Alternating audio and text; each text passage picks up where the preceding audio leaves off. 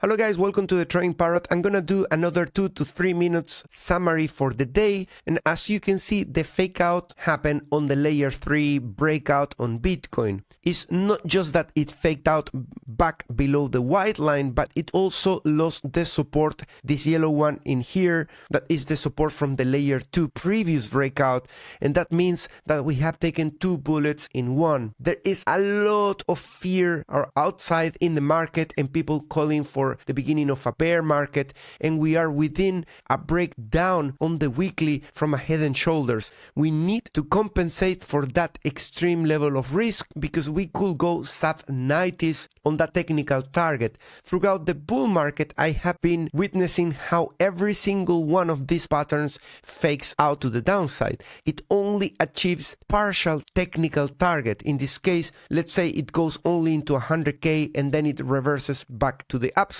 So as long as we are in a bull market, we tend to do this kind of fakes moves to the downside, and that's why I want some exposure in a long. It is a small position, and I re-enter this morning around 6 a.m. at 107.5k. My previous position, the long I was riding yesterday, got stopped out in profit. We entered at 108 point something and we closed it just slightly above 109. So that was just peanuts in terms of profits, but we are currently slightly better position with the same size of a long. No stop loss. I'm planning to add if we hit levels like 95 or 85, where we can find big levels of liquidation on short term and long term. I want that exposure because still we have big fair value gaps on the upside. There's been a very sharp decline. It is not guaranteed that we're gonna feel everything, but even if we take just the first one up until 110.4, that might be enough already to put another